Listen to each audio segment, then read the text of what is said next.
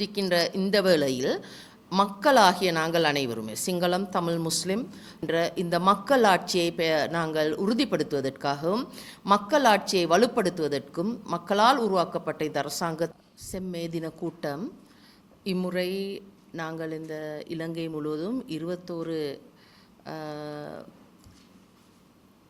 மாவட்டங்களில் நாங்கள் நடத்துவதற்கான ஏற்பாடுகளை செய்திருக்கின்றோம். அத்துடன் நாங்கள் குறிப்பிட வேண்டியது முக்கியமாக கொழும்பை மையப்படுத்தி ஒரு செம்மே தின கூட்டமும், அதனடுத்து மலையகத்தை மையப்படுத்தி நுவரேலியாவிலும், அதே போன்று வடக்கில் நாங்கள் யாழ் நகரிலும் வவுனியாவிலும், அதே போன்று ஏனைய பிரதேசங்களிலும் 21 இடங்களில் 21 செம்மே தின கூட்டங்களை நடத்துவதற்கு நாங்கள் அனைத்து ஆயத்தங்களையும் நாங்கள் செய்திருக்கின்றோம். இந்த செம்மே தின கூட்டம் என்றது தொழிலாளர்கள் தினத்தை அனுஷ்டிக்கின்ற தொழிலாளர்களுடைய உழைக்கும் மக்களுடைய தினமாகத்தான் நாங்கள் கருதுகின்றோம். உலகம் முழுவதும் வாழ்கின்ற உழைக்கும் மக்களுடைய தினமாக கருதப்படுகின்ற இந்த செம்மே தினத்தில் இம்முறை இலங்கைக்கு முக்கியமான ஒரு விடயமாக நாங்கள் பார்ப்பது உழைக்கும் மக்கள் அரசாங்கம், அதாவது மக்கள் ஆட்சி ஒன்று உருவாகி இருக்கின்ற இந்த தருணத்தில் நாங்கள் கடந்த வருடமும் இவ்வருடமும் நாங்கள் பாரிய வெற்றிகளை நாங்கள் பெற்றிருக்கின்றோம்.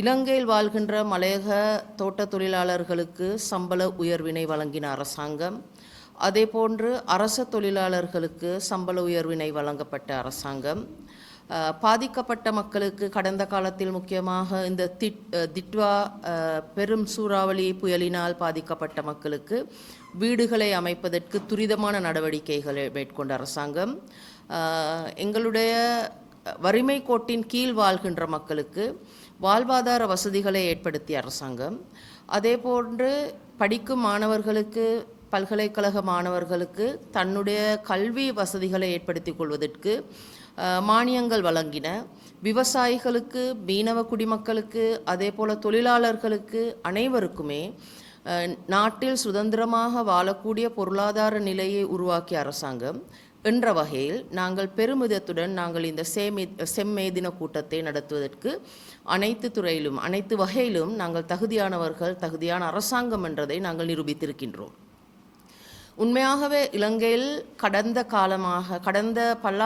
பல்லாண்டு காலமாக பாதிக்கப்பட்டிருந்த மக்களுக்கு நிவாரணம் வழங்கும் வேலை திட்டங்களிலும் பொருளாதாரத்தில் சமத்துவத்தை ஏற்படுத்துவதற்கு, பொருளாதாரத்தை கட்டியெழுப்புவதற்கும், அதே போன்ற நீதித்துறையில் மக்களுக்கான பாதுகாப்பு, சமூக பாதுகாப்பை உறுதிப்படுத்துவதற்கும், இன ஒற்றுமையை சிங்கள, தமிழ், முஸ்லிம் அனைவருக்கும் ஒன்றாக வாழக்கூடிய ஒரு நாட்டை கட்டியெழுப்ப இன ஒற்றுமையை உருவாக்குவதற்கும் முழுமையாக நடவடிக்கை என்ற அரசாங்கம் என்ற வகையில் மக்கள் நம்பிக்கையை வென்ற ஒரு அரசாங்கமாகத்தான் எங்களுடைய NPP தேசிய மக்கள் சக்தி அரசாங்கம் இயங்கிக் கொண்டு வருகின்றது.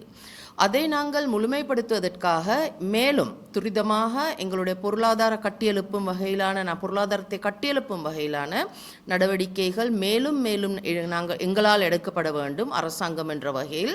அதில் முகாமைத்துவ வசதிகளை ஏற்படுத்துவதும், அதே போல நிதி வசதிகளை ஏற்படுத்துவதும், சட்டத்தின் பாதுகாப்பை உருவாக்கி சமூக பாதுகாப்பை உறுதிப்படுத்துவதும் போன்ற நடவடிக்கைகள் மேலும் வலுப்படுத்தல் அவசியம்.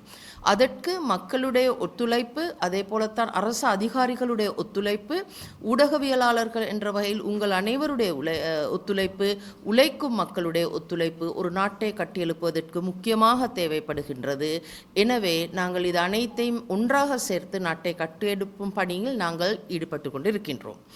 எங்களுடைய அரசாங்கத்துக்கு இப்போது நாங்கள் கூறுகின்ற இந்த தற்போதைய நிகழ்கின்ற காலத்தை பார்க்கும்போது அண்மை காலத்தில் உலகளாவிய ரீதியில் பூகோள அமைப்புடன் பார்க்கும்போது உலக அரசியலில் ஏற்பட்டிருக்கின்ற மாற்றங்கள், அசாதாரணமான யுத்த சூழ்நிலை காரணமாக இலங்கையும் இவ்வாறான பாதிப்புகளுக்கு முகம் கொடுத்து தான் இருக்கின்றது. எனினும் அவ்வாறான எந்த ஒரு பாதிப்பின் காரணத்தாலும் எரிபொருள் பற்றாக்குறையாக இருக்கலாம், அந்த வலுசக்தியை பயன்படுத்துவதில் இருக்கின்ற தாமதங்களாக இருக்கலாம், ஏனைய நாடுகளுடன் வைத்திருக்கின்ற நாங்கள் தொடர்புகளாக இருக்கலாம், எங்களுடைய உள்நாட்டு வெளிநாட்டு கொள்கைகளாக இருக்கலாம். இது அனைத்தையும் பார்க்கும்போது தற்போதைய இருக்கின்ற யுத்த சூழ்நிலையின் போது கூட நாங்கள் ஏனைய நாடுகளுடன் நல்லிணக்கத்தை ஏற்படுத்தி கொண்டு நம்பிக்கையை வென்று கொண்டு ஒரு நாடு என்ற வகையில் நாங்கள் முன்னோக்கி பயணித்து கொண்டிருக்கின்றோம். அண்டைய நாடுகளுடன் எங்களுக்கு இருக்கின்ற தொடர்புகள் தொடர்பாகவும் அந்த தொடர்புகளை பயன்படுத்தி நாட்டின் பொருளாதாரத்தை உறுதியான தன்மையில் வைத்துக் கொள்வதற்கும் அனைத்து நடவடிக்கைகளையும் நாங்கள் மேற்கொண்டிருக்கின்றோம். எங்களுடைய எரிபொருள் பற்றாக்குறை அல்லது எரிபொருள் தட்டுப்பாடு ஏற்படும் என்றதை உறுதிப்படுத்தி நாட்டை இந்த அரசாங்கத்தை கவிழ்ப்பதற்கு எங்களுடைய எதிர்க்கட்சி தரப்பினர் எவ்வளவு முயன்ற போதிலும் நாங்கள் எங்களுடைய தேசிய பொருளாதாரத்தை ஒரு துளியில் கூட வீழ்த்துவதற்கு இடமளிக்காமல் நாங்கள் தேசிய பொருளாதாரத்தை நாங்கள் கட்டியெழுப்பியிருக்கின்றோம். வெளிநாட்டு கடன்களை நாங்கள் அடைத்திருக்கின்றோம். தேசிய வருமானத்தை நாங்கள் அதிகரித்திருக்கின்றோம். அந்நிய சிலாவணி எங்களுக்கு பெருமளவு கிடைக்கப்பட்டிருக்கின்றது. சுற்றுலாத்துறையில் நாங்கள் வெற்றி பெற்றிருக்கின்றோம். ஆகவே இந்த அரசாங்கம் 2 வருட காலத்துக்கு கிட்டத்தட்ட 1.5 வருட காலமாக நாங்கள் எடுக்கப்பட்ட நடவடிக்கைகளின் போது பொருளாதாரத்தின் சீரான தன்மையும் மக்கள் வாழ்வில் உறுதிப்பாட்டையும் ஏற்படுத்தியிருக்கின்ற நேரத்தில் எங்களுடைய எதிர்க்கட்சி தரப்பினர்கள் எங்களுடைய எதிர்வாதிகள் அனைவருமே இந்த அரசாங்கத்தை கவிழ்த்துவிட்டு மக்கள் ஆட்சியை தளத்திருப்பி மக்கள் ஆட்சியை கவிழ்த்துவிட்டு அவர்கள் அரசியலை கைப்பற்றுவதற்கு நினைப்பதாக இருந்தால் அவ்வாறான சூழ்ச்சிகளுக்கு நாங்கள் இடமளிக்காமல் மக்கள் என்ற வகையில் ஒன்றாக அணிதிரளுவது அவசியமானது. மக்களாக ஒன்றிணைந்து மக்கள் ஆட்சியை காப்பாற்றுவது முக்கியமானது. ஆகவே தான் இந்த செம்மே தின கூட்டம் தொழிலாளர்கள் தினம் அனுஷ்டிக்கின்ற இந்த வேளையில் மக்களாகிய நாங்கள் அனைவருமே சிங்களம், தமிழ், முஸ்லிம், பேக, மலே இந்த நாட்டில் வாழ்கின்ற அனைத்து மக்களுக்கும் மலையகமாக இருக்கலாம், வடக்கு கிழக்கு பிரதேசங்களாக இருக்கலாம், விவசாய மக்களாக இருக்கலாம், மீனவ குடிமக்களாக இருக்கலாம், நாங்கள் அனைவருமே ஒன்றாக சேர்ந்து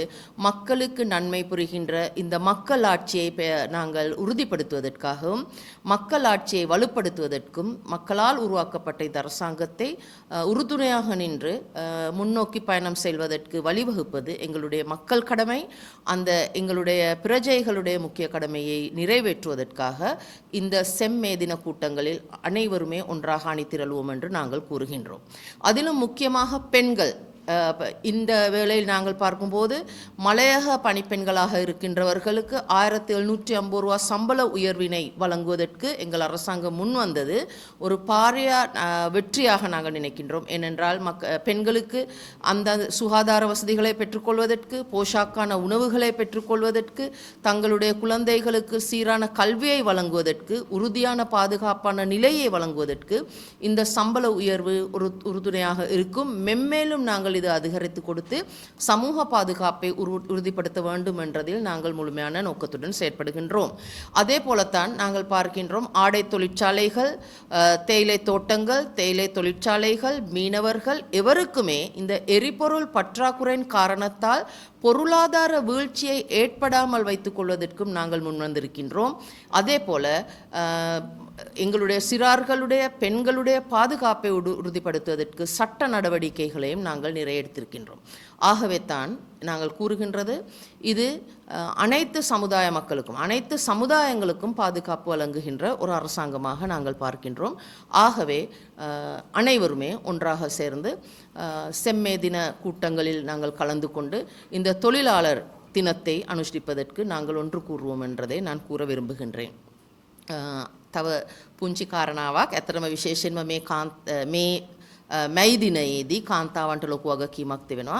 විශේෂයෙන්ම අපි ලංකාවේ ජීවත් වෙන සියලුම කාන්තාවන්ට අපි ආරාධනා කරනවා මේ අපේ මැයි දින රැලි සඳහා ලංකාව පුරා මැයි දින රැලි 21ක් පැවැත්වෙනවා. ලංකාවේ සියලුම ජන කොටස් වලට සිංහල, දෙමළ, මුස්ලිම්, බර්ග, මැලේ සියලුම කාන්තාවන්, සියලුම ජන කොටස්, සියලුම සමාජිකයන්ට අපි ආරාධනා කරනවා මේ මැයි දිනයට එකතු වෙන්න කියන එක. විශේෂයෙන් මේකට හේතුව තමයි මේ කාලය වෙනකොට මේ වසර එකහමාරක දෙකට ආසන්න කාලයක් තුල අපි නව රජය හැටියට ජාතික සමගිය ඇති කිරීම සඳහා සම්පූර්ණ දායකත්වය මැදිහත් වීම ලබා දුන්නු රජයක්. ආර්ථිකය ගොඩනැංවීමේ ක්‍රියාවලිය සඳහා උපරිම මැදිහත් වීමක් කරපු රජයක්. විදෙස් ණය ගෙවා ගනිමින් දේශීය ආර්ථිකය ශක්තිමත් කරපු රජයක්. ඒ වගේම තමයි අපේ ආණ්ඩුව හැටියට අපි වතුකම්කරු ජනතාවට වැටුප් වැඩිවීම, රාජ්‍ය සේවකයන්ට වැටුප් වැඩිවීම, විශ්වවිද්‍යාලය දක්වාම අධ්‍යාපනය ලබන දරුවන්ට අවශ්‍ය කරන පහසුකම් හා දීමනා වැඩි කරපු, ඒ වගේම තමයි ඇඟලුම් කම්හල්වල, ඒ වගේම වතුකම්කරුවන් හැටියට ජීවත් වෙන සෑම කෙනෙක් පුරවැසියෙකුටම විශේෂයෙන්ම අපේ කාන්තාවන් වැඩිම සේවා නියුක්තියක් දක්වන වතුකම්කරු ක්ෂේත්‍රය, ඇඟලුම් ක්ෂේත්‍රය ආදී සියල්ලේම ජාතික ආර්ථිකය දක්වා දායක වන හැම කෙනෙකුගේම නීතිමය ආරක්ෂාව, සමාජ ආරක්ෂාව හා ආර්ථික සුරක්ෂිතභාවය ඇති කිරීම සඳහා කටයුතු කරපු ආණ්ඩුවක් හැටියට තමයි අපි ඒ පිළිබඳව සතුටු වෙනවා. ඒක නිසා මේ වැඩ කරන කම්කරු ජනතාවගේ දිනය, වැඩ කරන ජනතාවගේ දිනය හැටියට මේ දිනයට අපි එකතු වීමේදී අපි මේ රජය, මේ ආණ්ඩුව වෙනුවෙන් අපිට අපේ ආණ්ඩුවේ වැඩපිළිවෙල ඉදිරියටම අරගෙන යන්න, ජනතාවාදී ආණ්ඩුවක වැඩ කරන ජනතාවගේ ආණ්ඩුව රැක ගැනීම සඳහා ජනතාව ඒකරාශී විය යුතුයි.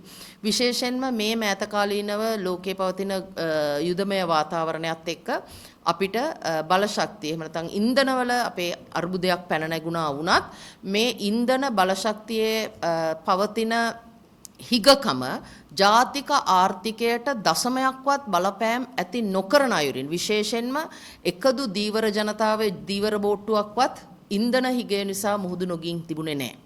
එකදු ඇඟලුම් කම්හලක්වත් වසා දැමුවේ නැහැ. එක තේ කම්හලක්වත් වසා දමන තත්වයකට ආවේ නැහැ. ඒ නිසා ජාතික ආර්ථිකය නිසිලස පවත්වා ගනිමින් ඒවායේ ආර්ථික ප්‍රතිලාභ ලබන ජනතාවට අවම බලපෑම්